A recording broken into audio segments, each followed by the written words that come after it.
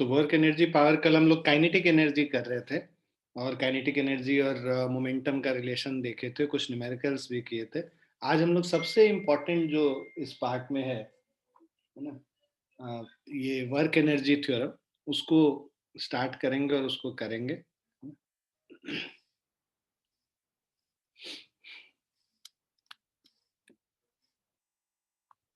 So work energy theorem क्या कहता है? According to work energy theorem, total work done by all the forces or by net forces on a body is equal to change in kinetic energy of the body.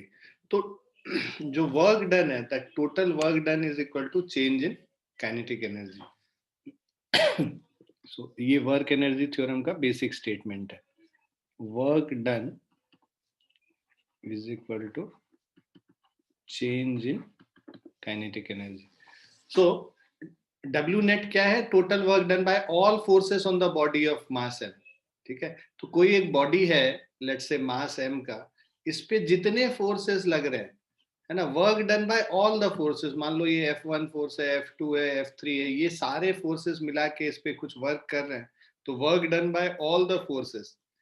Ki जो है initial kinetic energy of the body, और Kf अगर हम final kinetic energy of the body कहते हैं, तो work done, net work done by all the forces, W net का मतलब total work done by all the forces is change in kinetic energy, मतलब final kinetic energy minus initial kinetic energy. ठीक है, so change in kinetic energy का मतलब final kinetic energy minus initial kinetic energy. So according to work energy theorem, W net is equal to KF minus KI, या फिर इसको हम लोग ऐसे भी लिख सकते हैं, W net is equal to change in kinetic energy delta K। Now also if velocities of the body changes from U to V, मान लो एक ऑब्जेक्ट इनिशियली U वेलोसिटी से मूव कर रहा था और इस पे हमने कुछ फोर्सेस लगाए, उन सब फोर्स के लगाने से जो इसका वेलोसिटी है, वो वेलोसिटी चेंज होके अब V हो गया। तो यहाँ पे जो काइनेटिक एनर्जी है, जो फाइनल काइनेटिक एनर्जी है, हाफ mv² हो जाएगा, और initial kinetic energy half mu² हो गया। ठीक है, so net work done is half mv² minus half mu²। Clear है बच्चों? Yes sir. Yes sir.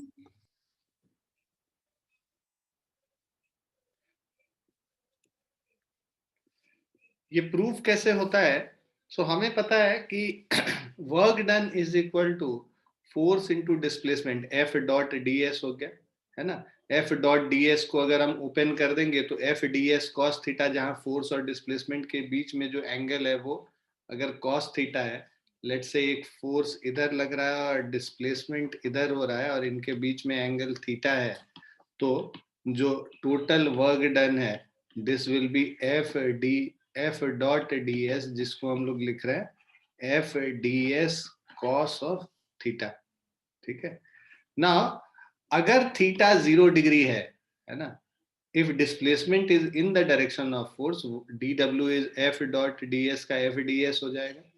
ठीक है, सो इसको अगर if theta is 0 degree, cos 0 degree will be equal to 1, work done हो जाएगा F ds।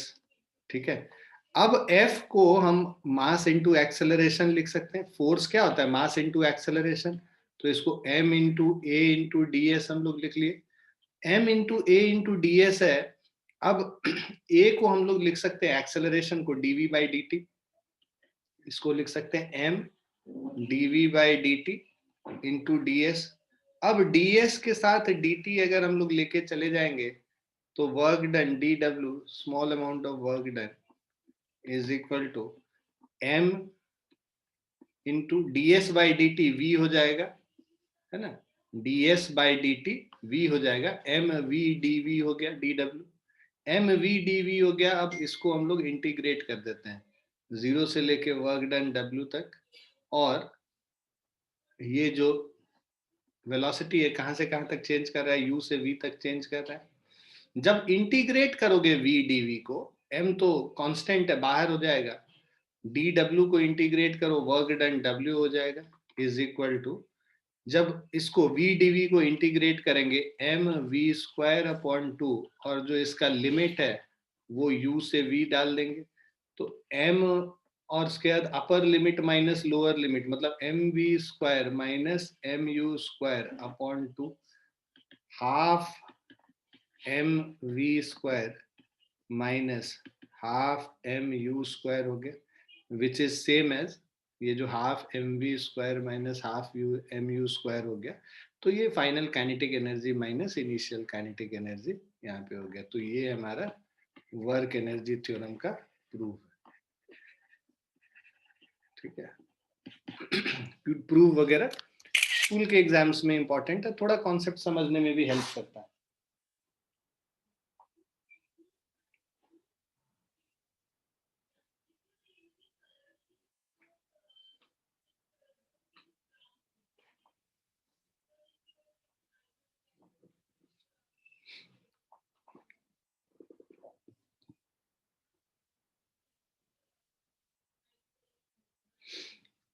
Now important points. First is all forces all forces acting on the body are to be considered while calculating work. तो जब हम work done निकाल रहे हैं ना, तो ये जो फोर्स देख रहे हैं, जितने भी फोर्सेस इस पे लगेंगे, कोई भी ऑब्जेक्ट पे लेट्स से n फोर्सेस लग रहा है, ये सारे फोर्सेस को आपको कंसिडर करना पड़ेगा जब आप वर्क डन निकालते हैं। दूसरा, if work done is positive then kinetic energy will increase. अब अगर वर्क डन पॉजिटिव है तो फाइनल काइनेटिक, जब हम कह रहे हैं work done is equal to final kinetic energy minus initial kinetic energy, अगर वर्क डन पॉजिटिव है इसका मतलब क्या हुआ कि final kinetic energy initial kinetic energy से ज्यादा है। फाइनल काइनेटिक एनर्जी अगर इनिशियल काइनेटिक एनर्जी से ज्यादा है, इसका मतलब फाइनल वेलोसिटी इनिशियल वेलोसिटी से ज्यादा है। फाइनल वेलोसिटी इनिशियल वेलोसिटी से ज्यादा का मतलब हुआ कि जो स्पीड इंक्रीज कर रहा है, तो अगर work done is positive then kinetic energy will increase, और नेगेटिव वर्क डन में काइनेटिक एनर्जी डिक्रीज करेगा। जीरो वर्क डन का मतलब काइनेटिक एनर्जी चेंज नहीं करेगा। तो वर्क डन अगर जीरो हो जाता है तो काइनेटिक एनर्जी इक्वेट कर सकते हैं। ये हम लोग जब कंजर्वेशन ऑफ एनर्जी वाला पोर्शन करेंगे तब बहुत काम आएगा। सो while applying work energy theorem, we need not worry about nature of forces and if they are constant or variable. हर समय एप्लीकेबल है। दूसरा, while particles move from one point to another, we do not consider what happens to various energies including kinetic energy of particle during the motion, but consider only kinetic energy at initial point and final point. मतलब रास्ते में क्या हो रहा है इसके energy के साथ, उससे हमें कोई मतलब नहीं है जब हम वर्क एनर्जी थ्योरम लगाते हैं। इनिशियल और फाइनल पॉइंट पे हम लोग बस देखेंगे, ये इनिशियल पॉइंट हो गया, ये फाइनल पॉइंट, तो यहाँ पे क्या काइनेटिक एनर्जी है और यहाँ पे क्या काइनेटिक एनर्जी है, उस पे बस डिपेंडेंट होगा कि कितना वर्क डन हुआ। रास्ते में कैसे एनर्जी स्पेंड हो रहा है या गेन हो रहा है, उससे कोई मतलब नहीं। क्लियर है सभी को? Yes. Yes, sir. अब कुछ क्वेश्चंस देखना शुरू करते हैं। पहला 19th वाला है, minimum stopping distance for a vehicle of mass m moving with speed v along a level road will be mu is the coefficient of static friction between tires and the road. मान लीजिए ये एक vehicle है,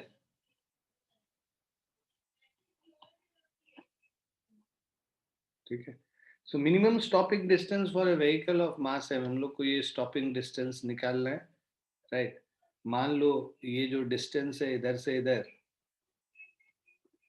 ये s हो गया, ठीक। So minimum stopping distance for a vehicle of mass m, इसका मास m है, with a speed v along a level road, initial speed v हो गया, फाइनल स्पीड 0 हो गया, क्योंकि ये रुक जाएगा बाद में जाके, है ना। स्टॉपिंग आपको डिस्टेंस निकालना है, और कफिशिएंट ऑफ फ्रिक्शन जो यहाँ पे म्यू है रोड और इसके बीच में, ठीक है। सो बेसिकली इसका जो वेट है नीचे की तरफ mg है, नॉर्मल रिएक्शन n है, तो जो फ्रिक्शन फोर्स होगा, friction force mu into n होगा backward direction. So work done by all the forces, work done by all forces is equal to change in kinetic energy. तो यहाँ पे क्या क्या फोर्सेस लग रहा है? सबसे पहले वर्क एनर्जी थ्योरम में आइडेंटिफाई द फोर्सेस. तो इसमें एक फोर्स mg लग रहा है, एक n लग रहा है और एक फ्रिक्शन लग रहा है. तो work done by friction plus work done by mg plus work done by n is equal to final kinetic energy. यहाँ पे क्या है? Half into m into 0 square minus initial kinetic energy half mv square, क्योंकि initial speed v metre पर second था और बाद में स्पीड 0 मीटर पर सेकेंड हो गया. वर्क डन बाय फ्रिक्शन, अब देखो फ्रिक्शन फोर्स हॉरिजॉन्टली पीछे की तरफ लग रहा है ना. So minus of mu into, अच्छा म्यू n है, n का वैल्यू mg के बराबर है, तो फ्रिक्शन फोर्स क्या हो जाएगा? म्यू mg हो जाएगा. तो माइनस म्यू mg हमारा फ्रिक्शन फोर्स हो गया into displacement s plus of, क्योंकि देखो फोर्स इधर लग रहा है और डिस्प्लेसमेंट इधर हो रहा है, इनके बीच में एंगल 180 डिग्री है, इसीलिए नेगेटिव साइन आया है. Minus mu mg into s. ठीक है. So minus mu mg into s plus of work done by mg. अब देखो ये जो फोर्स है ये परपेंडिकुलर इधर लग रहा है और डिस्प्लेसमेंट इधर हो रहा है, तो फोर्स और डिस्प्लेसमेंट के बीच में एंगल 90 डिग्री है. तो work done due to mg क्या हो जाएगा? 0 हो जाएगा, क्योंकि mg is perpendicular to displacement. उसी तरह n जो है नॉर्मल रिएक्शन, ये भी डिस्प्लेसमेंट के परपेंडिकुलर है. नॉर्मल रिएक्शन वर्टिकल ऊपर है और डिस्प्लेसमेंट हॉरिजॉन्टल है, ये भी 90 डिग्री बना रहा है. तो 90 डिग्री में cos 90 0 हो जाता है, तो ये भी वर्क डन 0 हो जाएगा. So this is equal to half m0 square, 0 minus half mv square. तुम यहाँ पे लिख लेना work done by mg and n is 0 since both these forces are perpendicular to the displacement. Clear है बच्चों? Yes, sir. Mu mgs is equal to minus half mv square. हमको बोल रहा है मिनिमम स्टॉपिंग डिस्टेंस s निकालने बोल रहा है. माइनस माइनस कैंसिल कर लो, m और m कैंसिल कर लो, तो s is equal to v square by 2 mu G. तो v square by 2 mu G मतलब ऑप्शन 3 हो गया.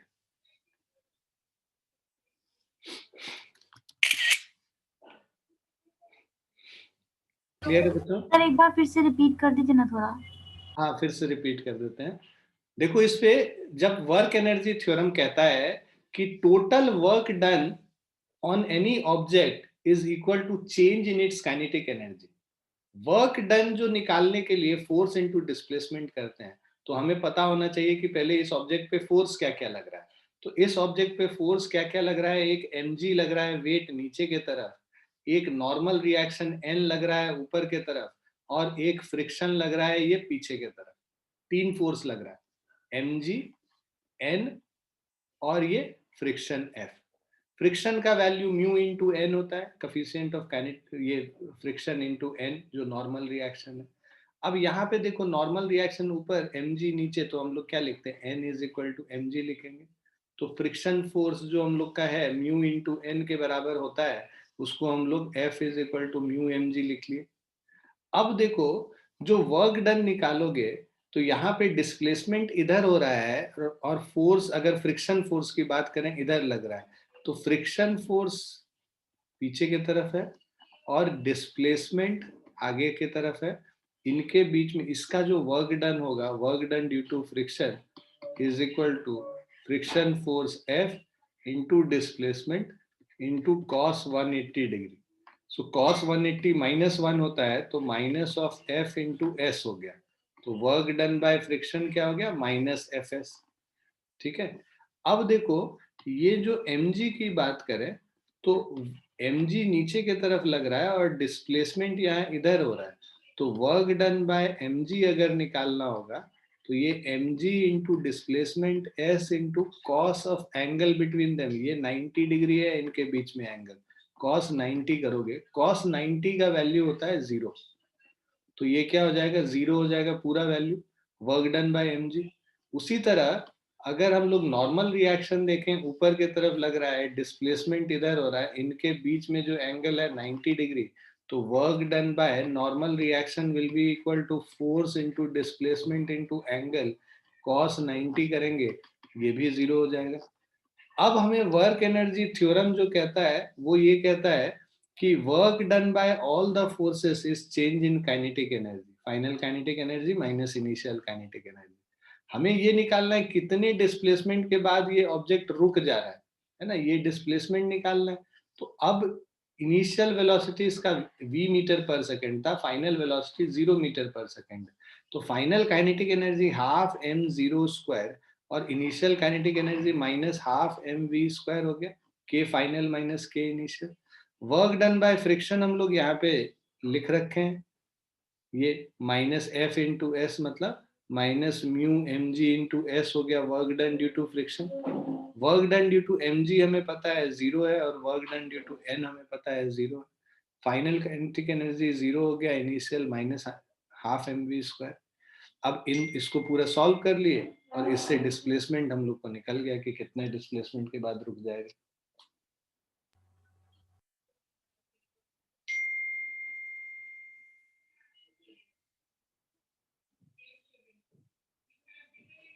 ठीक है बच्चों? Yes sir.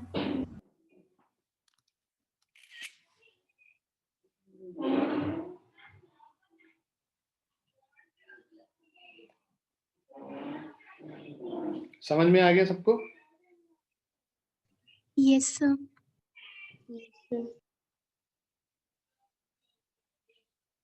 Great. Next question पे चलते हैं.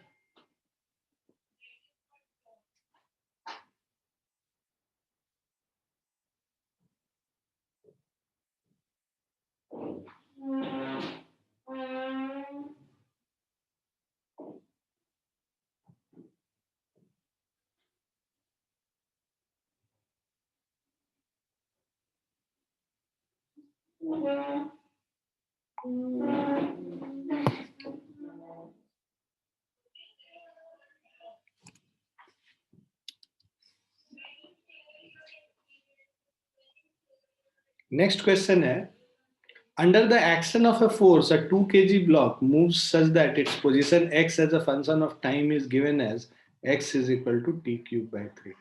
ठीक है.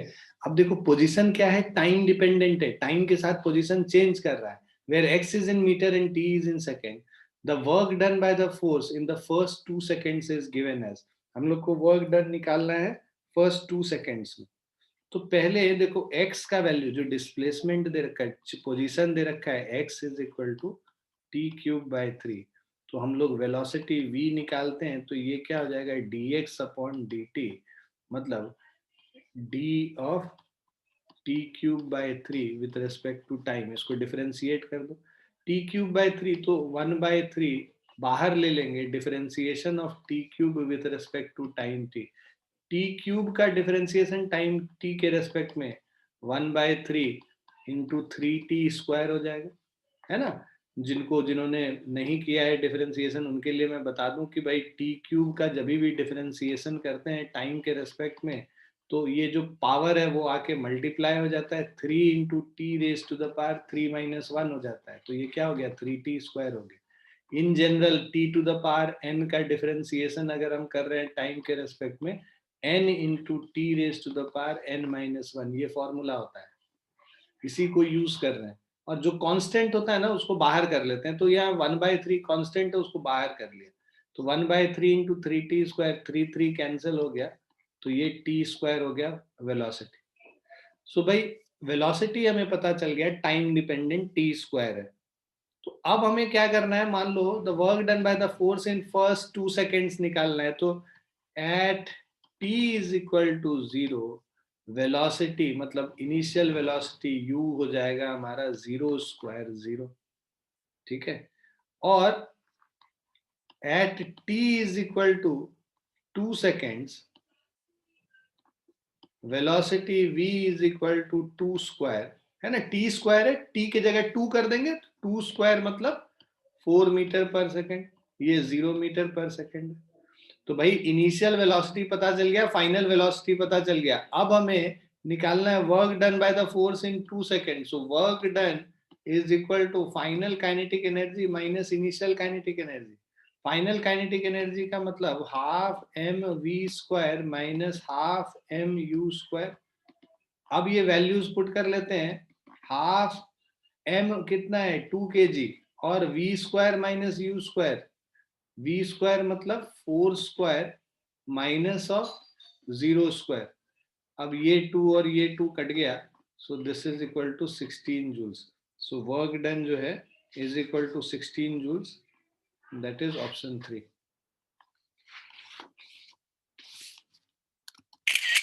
क्लियर है बच्चों? Yes, Yes, sir. sir. Yes, sir.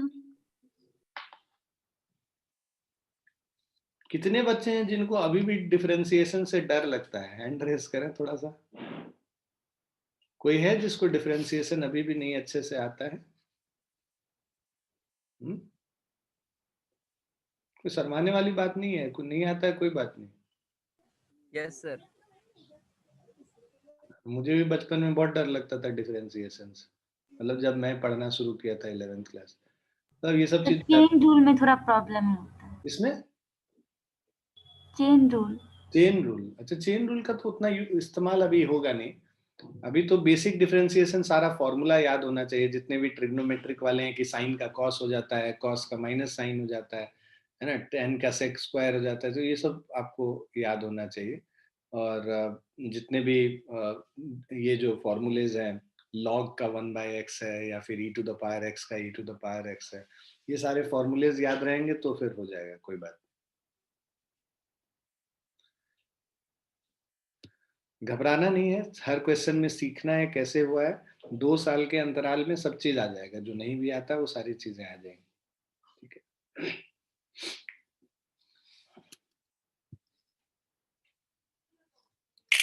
Next question पे चलते हैं। An object of mass 5 kg falls from rest through a vertical, ठीक है।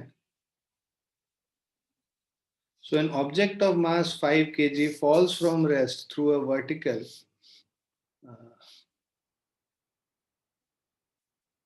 ठीक है, vertical height of 2 meter, ठीक है ना, and reaches a velocity of 10 meter per second. How much work is done by the push of the air on the object? तो देखो क्या है, इनिशियली ऑब्जेक्ट यहाँ पे कहीं था, ठीक है,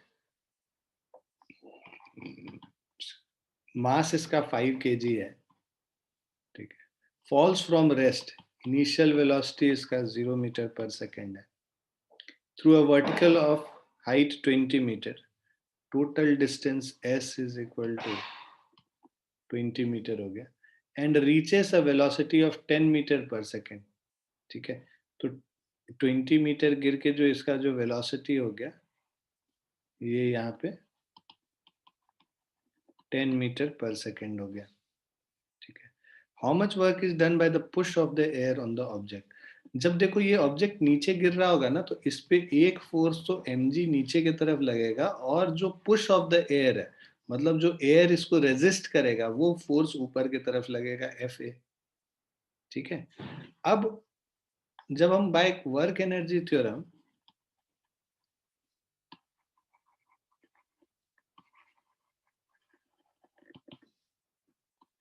work done by all the forces is equal to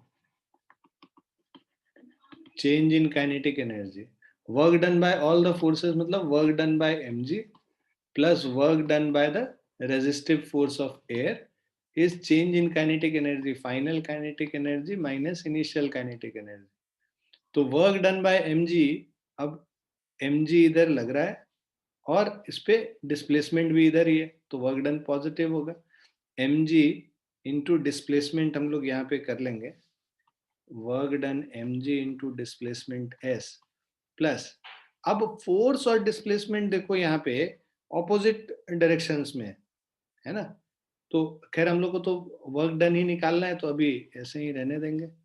is equal to final kinetic energy यहाँ पे 10 मीटर पर second, half M we square minus half M you square. So this is half into mass 5 kg है, v square मतलब 10 square minus half into 5 into 0 square. अब यहाँ पे जो work done due to values हम लोग put कर लेते हैं. एम जी का वैल्यू m5, जी का वैल्यू 10 बोला है, s 20 हो गया, plus work done by resistive force of air, half into 5 into 10 square, तो 100 into 5 is 500 by 2, 250 minus 0. So work done by air, force of air is 250 minus of 200 into 5 is 1000. तो this is minus 750 joules. ठीक है. So अब देखो ये negative sign क्या बता रहा है, नेगेटिव साइन ये बता रहा है कि वर्क डन जो है, फोर्स जो है ऊपर लग रहा है और डिस्प्लेसमेंट नीचे है, ऑपोजिट डायरेक्शन में है, इसीलिए वर्क डन नेगेटिव आ रहा है. यहाँ पे मैग्नीट्यूड की बात हो रही है, हाउ मच वर्क डन, तो ये बेसिकली 750 जूल. अगर यहीं पे ऑप्शन होता 750 जूल और माइनस 750 जूल, तब हम आंसर में माइनस 750 जूल लिखते, बिकॉज ऑप्शन में बस मैग्नीट्यूड के बारे में बात हो रही है, तो हम लोग 750 जूल पे टिक कर.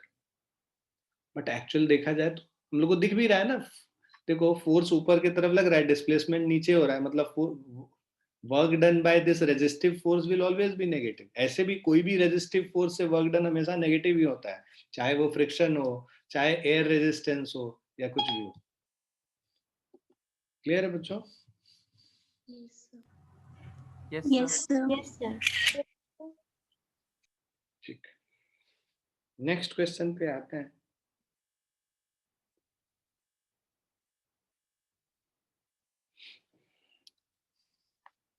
इस क्वेश्चन में कह रहा है, figure below shows variation of force F acting on block of 10 kg, right.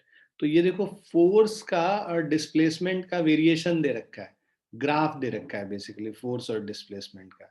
So variation of force F acting on a block of mass 10 kg, मतलब mass of the block 10 kg दिया.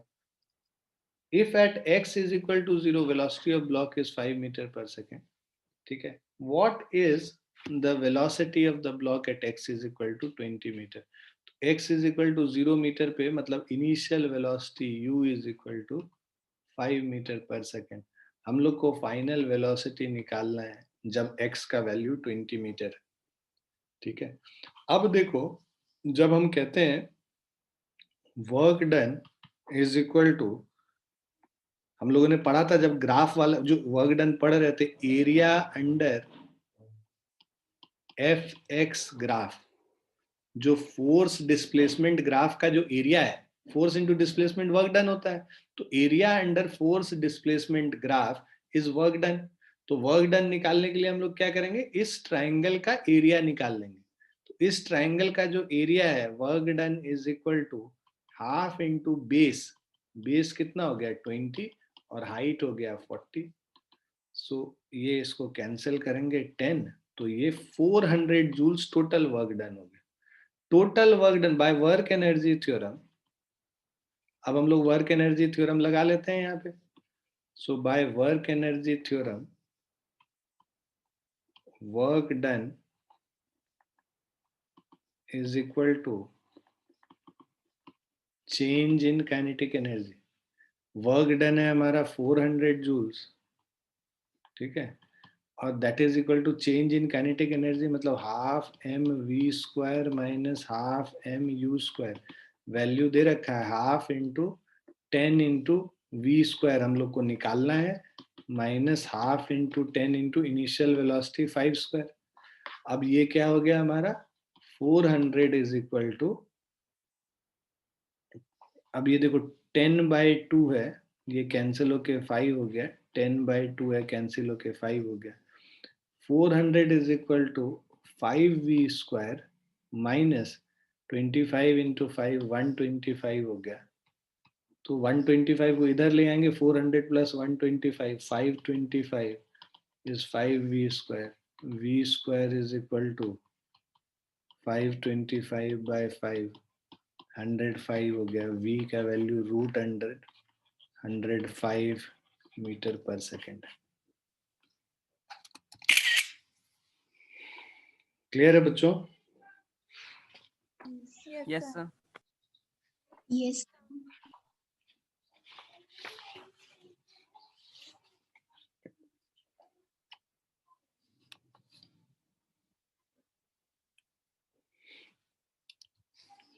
अब इस question में कह रहा है आपको कि a bullet is fired at the plank of would with a speed of 200 meter per second. After passing through the plank, its speed is reduced to 180 meter per second.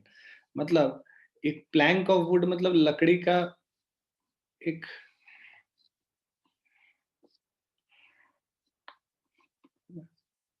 लकड़ी का टुकड़ा है। अब उसमें जब हम लोग एक बुलेट को फायर करते हैं तो with a speed of 2, initial velocity इसका 200 मीटर पर सेकेंड है और इसका फाइनल वेलोसिटी जो है that is v is equal to 180 metre पर second. Another bullet of the same mass, ठीक है, मान लो इसका मास m है, another bullet of the same mass and size but moving with a speed of 100 metre पर second, same mass and size मतलब identical bullet हो गया, ये इनिशियली मूव कर रहा है 100 मीटर पर सेकेंड से, ये u1 हो गया, ये v1 हो गया, ये u2 है।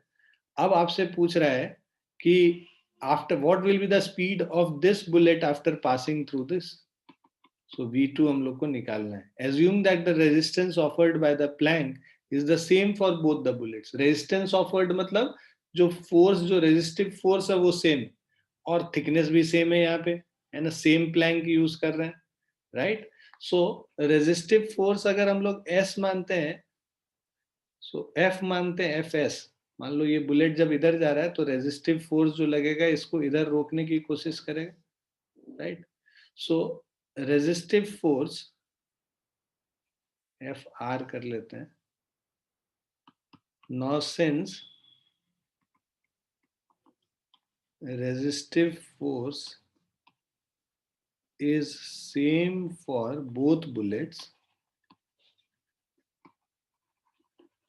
ठीक है, सो दिस इंप्लॉयज जब फोर्स सेम है, डिस्प्लेसमेंट ये जो s है वो सेम है, तो work done by the resistive force will be same for both the bullets, by work done by resistive force will be same for both the bullets। अब force Fr, तो work done by resistive force Fr है ना, is equal to change in kinetic energy. पहला case में half mv1² minus half mu1², ये calculate करके निकाल लेते हैं, ये कितना हो जाएगा, हाफ इंटू मास है हमारा m और v1² मतलब 180² माइनस u² 200² हो गया फर्स्ट ना। अब दूसरे केस में for second case same work done by resistive force half m v2² minus half m u2², so this is half into m v2², हम v2 का वैल्यू निकालना है, u2² is 100², ये सेकेंड हो गया, क्योंकि इस सेकेंड केस में तो इनिशियल वेलोसिटी 100 मीटर पर सेकेंड था। अब फ्रॉम 1 and 2 है ना, दोनों में ये जो रेजिस्टिव फोर्स है सेम है, रेजिस्टिव फोर्स को इक्वेट कर दो फ्रॉम 1 and 2, तो मतलब half m 180 square minus 200 square is half m v2 square minus 100 square. Half m cancel हो गया दोनों तरफ. अब इसको लिखोगे 180 स्क्वायर क्या हो गया, तो 18 स्क्वायर 324 और 00 माइनस 4 और 4 times 0 is equal to v2 square minus 10,000. ठीक है, तो अब ये देखो 32400 माइनस 40,000 तो 7,600 होगा.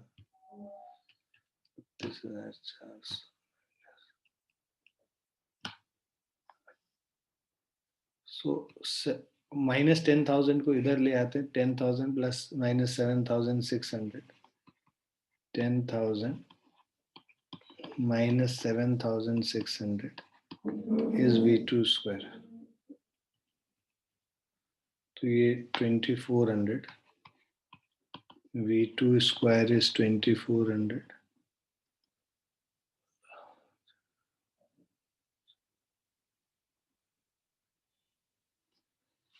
So 200 root 6 हो जाएगा बेसिकली.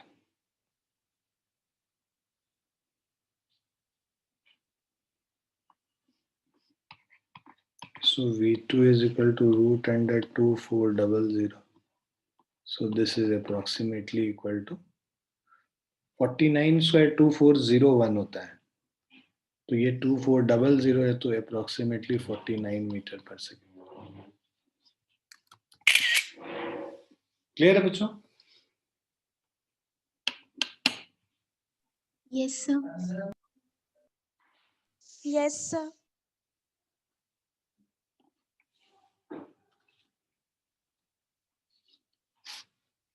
कुछ पूछना तो नहीं है किसी को?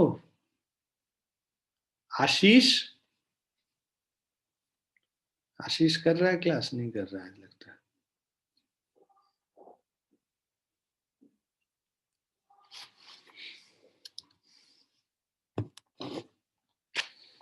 Next question, a block of mass m is equal to 4 kg is dragged 2 meter along a horizontal surface by a force F is equal to 30 Newton. ठीक है, इस ब्लॉक का मास जो है 4 kg है, इस पे जो फोर्स लगा रहे हैं 30 newton, acting at an angle 53 degree to the horizontal. The initial speed is 3 metre पर second, u is equal to 3 metre पर सेकेंड है, और जो coefficient of kinetic friction mu K का वैल्यू 1/8 है. Find its final speed. ठीक है, तो अब ये देखिए, इधर जो फोर्स होगा this is equal to mg, normal reaction एक ऊपर के तरफ n होगा, f का एक कंपोनेंट होगा यहाँ f sin 53, और इधर जो एक कंपोनेंट होगा वो हो जाएगा f cos 53. ठीक है, और जो फ्रिक्शन फोर्स F है this is equal to mu के इंटू एन. ठीक है, सो देखो n plus f sine 53 degree is equal to mg. भाई ऊपर कितने फोर्स लग रहे हैं? एक n लग रहा है, दूसरा f साइन 53 लग रहा है, और mg नीचे की तरफ लग रहा है. मतलब वर्टिकल डायरेक्शन में कोई मोशन नहीं है, तो इक्वेट कर देंगे दोनों फोर्स को.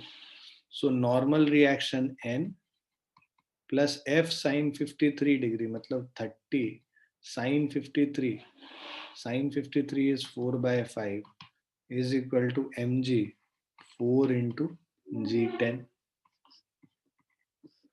So n is equal to 40 minus 24, 16 Newton हो गया.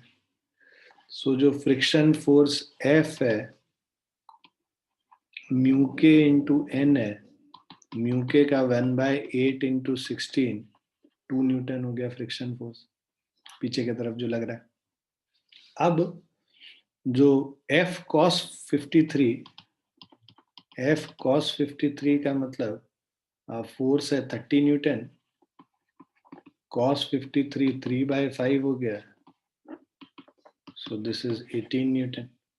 ठीक है, सो 18 न्यूटन आगे के तरफ फोर्स लग रहा है और 2 न्यूटन जो है फ्रिक्शन फोर्स पीछे के तरफ लग रहा है. Now find its final speed. So work done by all forces is equal to final kinetic energy minus initial kinetic energy. So work done by all the forces मतलब work done by जो force F जो निकाल रहे हैं F cos 53 degree. So work done by F cos 53 plus work done by friction force plus work done by normal reaction N. ठीक है, ठीक है. और या वर्क डन बाय F ही कर लो. Work done by F plus work done by friction force work done by N work done by mg. This is equal to final kinetic energy. Final जो स्पीड है हम लोग को निकालना है half mv square minus half mu square change in kinetic. तो ये जो F है, F और डिस्प्लेसमेंट के बीच में एंगल 53 डिग्री है, तो इसको F into displacement S into, ठीक है, ड्रैग्ड कितना 2 मीटर अलोंग हॉरिजॉन्टल सरफेस. तो डिस्प्लेसमेंट 2 है basically. S is equal to 2 metre दे रखा है. So Fs cos 53 degree force into displacement into cos of angle between force and displacement. Friction force का जो ये होगा माइनस ऑफ 2 इंटू डिस्प्लेसमेंट, यहाँ पे 2 है. नेगेटिव साइन इसीलिए क्योंकि फ्रिक्शन फोर्स और डिस्प्लेसमेंट ऑपोजिट है एक दूसरे से. डिस्प्लेसमेंट इधर हो रहा है और फ्रिक्शन इधर हो रहा है, इनके बीच में एंगल 180 डिग्री. ठीक है ना. तो माइनस 2 इंटू 2. नॉर्मल रिएक्शन की वजह से वर्क डन 0, mg की वजह से भी work done 0 is equal to half m half into 4 into v square half into 4 into initial velocity 3 square. अब देखो फोर्स इंटू डिस्प्लेसमेंट, फोर्स है 30. अभी इसका जो वैल्यू हम लोग लिखेंगे 30 into displacement 2 cos 53 degree is 3/5 minus of 4 is equal to, ये कैंसिल हो गया, 2v स्क्वायर माइनस 9 2 जा 18. So this is 6 2s are 12 into 3, 36 minus 4 plus of 18 by 2 is equal to v square. V square is 36 minus 4 is 32 plus 18, 50 by 2 is 25. So v is equal to 5 meter per second.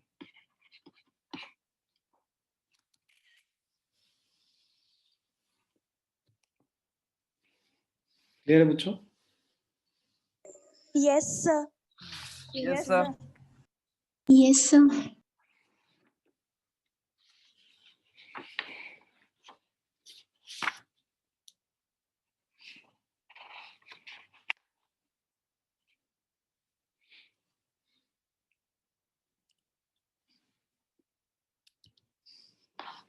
देखो ये जो question है ना, work energy theorem का हम लोग अभी 4-5 और क्वेश्चन करेंगे डिस्कस. इस क्वेश्चन में क्या है, bead of mass 1/2 kg starts from rest from A to move in a vertical plane along the smooth fixed quarter circular ring of radius 5 meter under the action of a constant horizontal force 5 Newton as shown. The speed of bead as it reaches the point B is हम लोग को निकालना है. तो ये एक बीड है ना, और ये एक रिंग जैसा बना हुआ है ना. तो एक रिंग है बना हुआ, उस रिंग के अंदर ये पिरोया हुआ है ये बीड. इस बीड को यहाँ पर से हम लोग जब मूव करते हैं तो ये ऐसे सर्कुलर पाथ में, मतलब क्वार्टर सर्कल के पाथ में आकर ये फिर यहाँ पे आ जाता है. ठीक है. सो बीड का जो मास है m is equal to half kg, मतलब 0.5 kg हो गया. और इनिशियल वेलोसिटी जो यहाँ से हम लोगों ने स्टार्ट किया है u is equal to 0 metre पर सेकेंड है. starts from rest from A to move in a vertical plane along a smooth fixed quarter circle ring of radius 5 मीटर. यहाँ पे रेडियस देखिए 5 मीटर दे रखा है. Under the action of constant horizontal force 5 newton as shown. मतलब इस पे कॉन्स्टेंटली एक फोर्स लग रहा है 5 न्यूटन. मतलब मान लो किसी इंस्टेंट पे ये बीड यहाँ पे है, तो इस बीड पे एक हॉरिजॉन्टल फोर्स जो है इस डायरेक्शन में लग रहा है F is equal to 5 newton. ठीक है. The speed of the bead as it reaches the point B is. अब देखो ये जो बीड होगा इस पे क्या क्या फोर्स लग रहा होगा. इस बीड का अपना वेट mg नीचे की तरफ लग रहा होगा और एक नॉर्मल रिएक्शन इस पे जो रेडियली आउटवर्ड डायरेक्शन में नॉर्मल रिएक्शन लगेगा n, है ना, क्योंकि जो भी कॉन्टैक्ट सरफेस है कॉन्टैक्ट सरफेस के परपेंडिकुलर ये नॉर्मल कॉन्टैक्ट फोर्स लगता है. n इधर लगेगा, mg इधर लग रहा है और ये जो फोर्स है ये जो कांस्टेंट फोर्स 5 न्यूटन का वो इस डायरेक्शन में लग रहा है. Speed of the bead as it reaches the point B is. यहाँ पे हम लोग को स्पीड निकालना है. ठीक है. और g का वैल्यू 10 बोला है. ठीक है. अब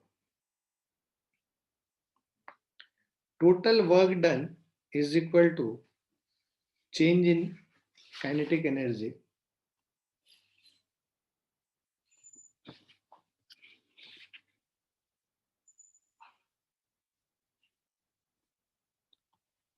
so work done by all the forces is equal to final kinetic energy minus initial kinetic energy. Forces क्या लग रहा है? F लग रहा है, एक mg लग रहा है, एक n लग रहा है. This is equal to half mv square minus half mu square, मतलब 0 स्क्वायर हो गया. So this is equal to half mv square ही हो जाएगा. अब सबसे फोर्स निकाल लेते हैं. इसका डिस्प्लेसमेंट क्या हो गया? देखो फोर्स जो इधर लग रहा है इसका डिस्प्लेसमेंट कितना है? ये रेडियस 5 मीटर है, तो ये इसका जो जिधर फोर्स लग रहा है इस डायरेक्शन में हॉरिजॉन्टल इनटू डिस्प्लेसमेंट 5 मीटर कर देंगे. So work done by F will be equal to F into 5 metre plus. अब देखो यहाँ पे mg इधर है, नीचे की तरफ एक्ट हो रहा है और mg के अलॉन्ग भी जो डिस्प्लेसमेंट है वो कितना हो रहा है? 5 मीटर ही है. मतलब वर्टिकल डिस्प्लेसमेंट कितना हुआ इसमें? वर्टिकल डिस्प्लेसमेंट भी 5 मीटर हुआ, तो mg इंटू 5 कर देंगे. सो this is mg into displacement 5. और नॉर्मल रिएक्शन देखो परपेंडिकुलर है इसके, तो नॉर्मल रिएक्शन और डिस्प्लेसमेंट के बीच में हमेशा एंगल 90 डिग्री है. तो work done by normal reaction कितना हो जाएगा? 0 हो जाएगा. क्यों? क्योंकि नॉर्मल रिएक्शन और डिस्प्लेसमेंट हमेशा एक दूसरे से परपेंडिकुलर है ना. डिस्प्लेसमेंट ऐसे टेंजेंशियल डायरेक्शन में है और नॉर्मल रिएक्शन ऐसे रेडियली आउटवर्ड डायरेक्शन में. ये दोनों परपेंडिकुलर है, इसीलिए वर्क डन यहाँ पे इसके द्वारा n के द्वारा, since n is perpendicular to displacement, so work done by normal reaction is 0. ठीक है. is equal to half into मास है 0.5 v स्क्वायर हम लोग को निकालना है. अब देखो फोर्स जो है वैल्यू दे रखा है फोर्स का, है ना, 5 न्यूटन. 5 इंटू 5 mg है 0.5 into 10 into 5 plus of 0 half into 0.5 को भी हाफ ही लिख लो v स्क्वायर. अब देखो 5 5 are 25 और 5 इंटू 10 ये 5 इंटू 5 ये भी 25 हो गया, which is equal to v square by 4. 25 plus 25 50 is equal to v square by 4. इससे v square is equal to 200 आ गया और v is equal to root under 200 metre पर सेकेंड. इसको हम लोग लिख सकते हैं 10√2 which is equal to 14.14 metre पर सेकेंड. क्लियर बच्चों? Yes, sir. Yes, sir.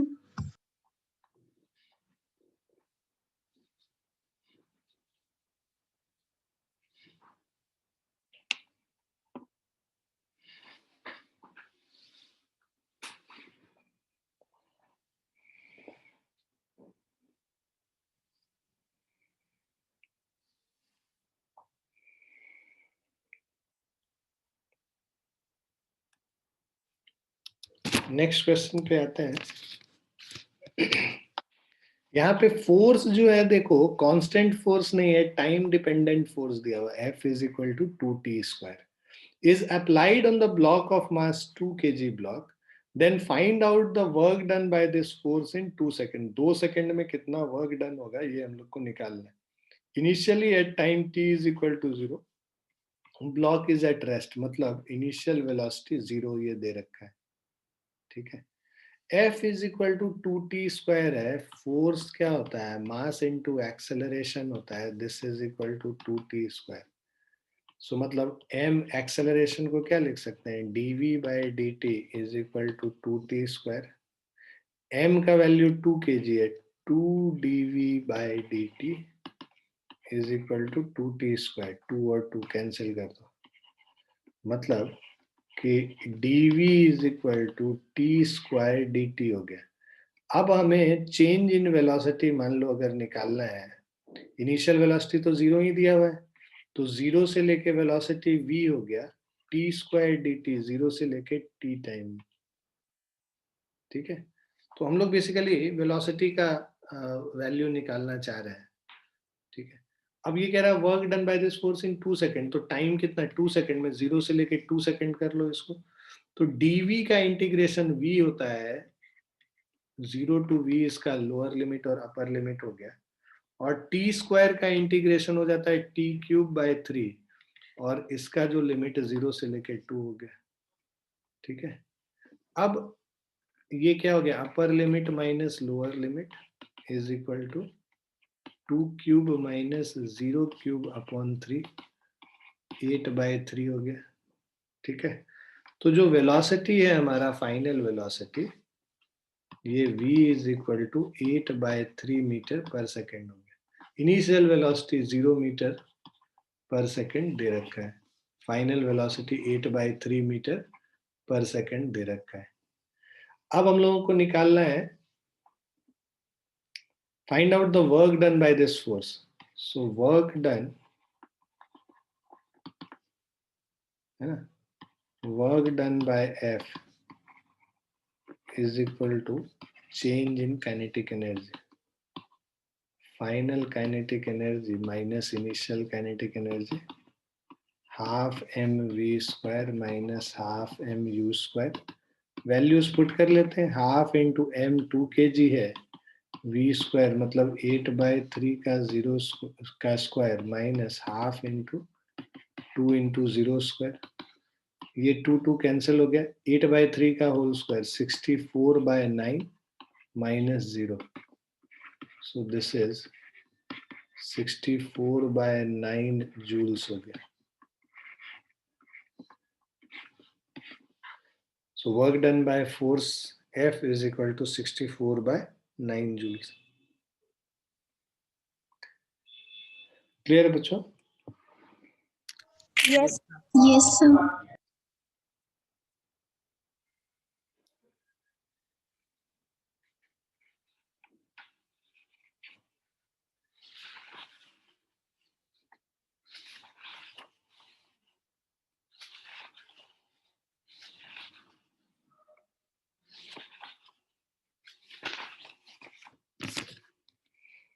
Next question पे चलते हैं.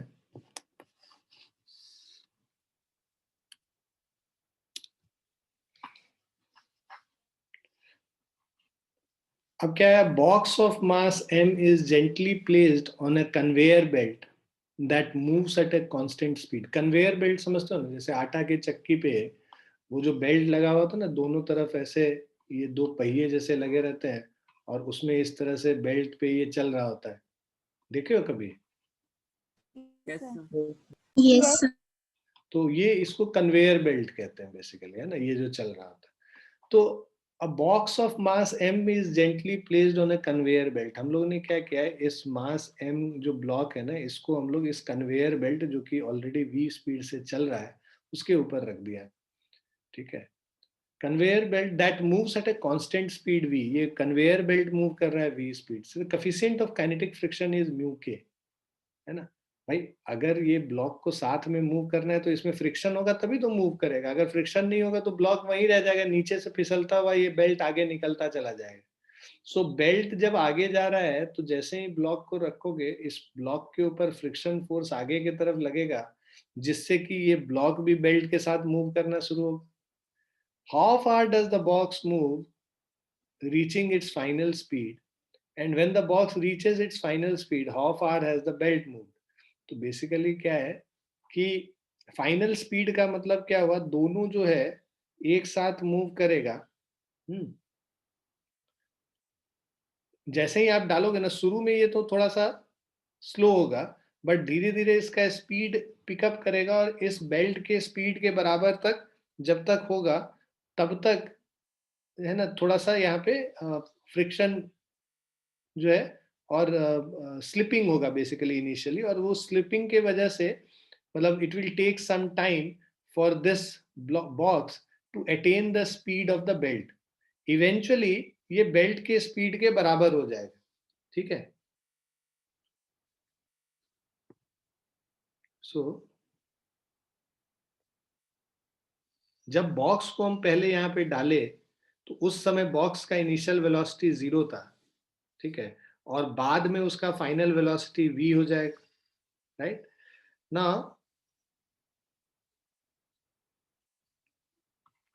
Initially the box slips with respect to the belt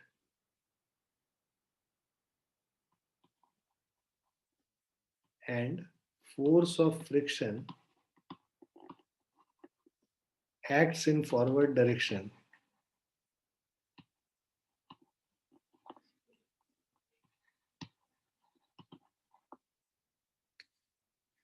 ठीक है।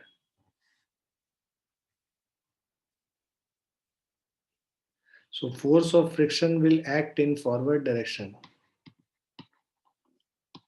till the box attains the same speed as belt। ठीक है, अब देखो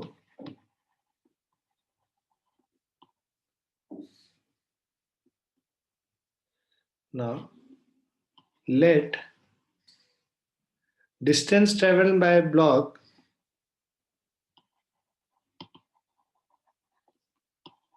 पहला पार्ट में हम लोग बोला है how far does the box move before reaching it's final speed. So distance travelled by box, ठीक है, till it reaches a speed of v, है ना, जो बेल्ट का है, till the speed of v of belt. ठीक है, मान लो हम लोग d मान लेते हैं इसको, राइट। तो अब देखो work done by force of friction is equal to जो फ्रिक्शन फोर्स है एफ के लग रहा है इनटू डी हो गया, राइट। सो एफ के इज इक्वल टू, अब यहाँ पे जो इस पे ऊपर जो फोर्स लग रहा है M G is equal to N है, तो एफ के इज इक्वल टू म्यू के इंटू एन हो जाएगा। सो दिस इज म्यू के इंटू एन का मतलब म्यू के इंटू एम जी। ठीक है, सो म्यू के into M G, so work done by friction is mu K M G into D हो गया। ठीक है, so by work energy theorem, अब हम लोग वर्क एनर्जी थ्योरम लगा रहे हैं इस बॉक्स पे, तो bye work energy theorem on box, box के ऊपर लगाएंगे तो वर्क, इस पे कौन कौन सा फोर्स लग रहा है, work done by friction force plus work done by M G plus work done by N is equal to half M, final speed v है, इनिशियल स्पीड 0 है, change in kinetic energy. Work done by friction is mu K M G D plus M G की वजह से 0 force 0 work done, क्योंकि force और displacement perpendicular है, N की वजह से भी 0 work done, is equal to half into mass m into v square minus of 0, क्योंकि इनिशियल स्पीड 0 था, जेंटली प्लेस हम लोगों ने किया, तो उस समय जब हम लोग इसको प्लेस किए थे बॉक्स को, तो बॉक्स का स्पीड 0 था, तो initial speed, so u is equal to initial speed of box which is equal to 0। So अब हम लोग वैल्यूज पुट कर दे, देखो m और m कैंसिल हो गया, राइट। सो म्यू के इंटू जी इंटू डी, हम लोग को d निकालना है, d is equal to V square by 2 mu के इंटू जी। ठीक है, ये हम लोग को पहला पार्ट का आंसर है। How far does the box move before reaching it's final speed. अब हम लोग को निकालना है सेकेंड पार्ट में, हम लोग को निकालना है कि जो ये बेल्ट है उतने टाइम में ये बेल्ट कितना मूव किया होगा। So when the box reaches it's final speed, how far has the belt move. Belt तो v स्पीड से मूव कर रहा है कॉन्स्टेंटली, बट टाइम कितना लगा इसको ये डिस्टेंस जाने में बॉक्स को। सो तो इनिशियल वेलोसिटी 0 था, फाइनल वेलोसिटी इसका बॉक्स का v है, राइट। और जो एक्सेलरेशन है उसको अगर हम लोग देखेंगे तो दिस इज म्यू के इंटू जी, इसका एक्सेलरेशन हो जाएगा।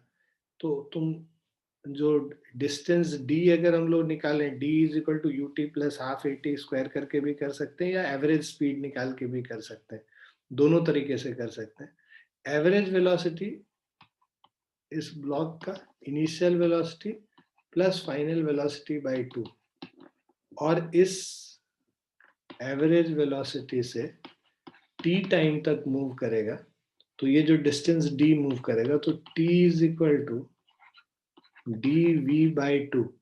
सो एवरेज वेलोसिटी, सॉरी यहाँ पे average velocity v by 2 into T is equal to d। So time taken is d by 2d by v हो जाएगा। तो ये जो टाइम 2d बाई v आया है, तो डिस्टेंस मूव्ड जो होगा ये बेल्ट का, that is constant speed v into T, so v into 2d by v, so distance ये 2d मूव करेगा। तुम इसको इक्वेशन ऑफ मोशन से भी निकाल के सॉल्व कर सकते हो।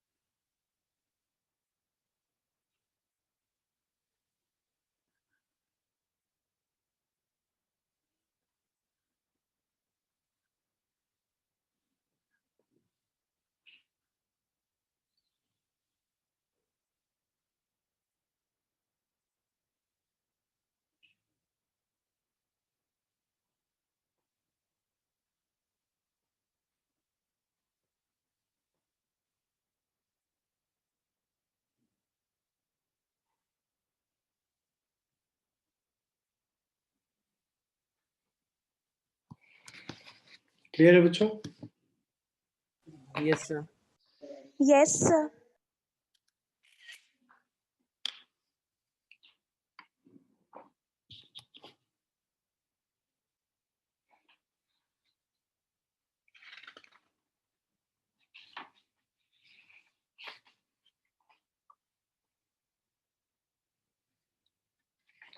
अब 3 क्वेश्चन है, इसको होमवर्क दे रहे हैं तुमको, एक बार ट्राई करना, नहीं होगा तो हम हमसे पूछ लेना, अगली क्लास में मैं बता दूंगा। सो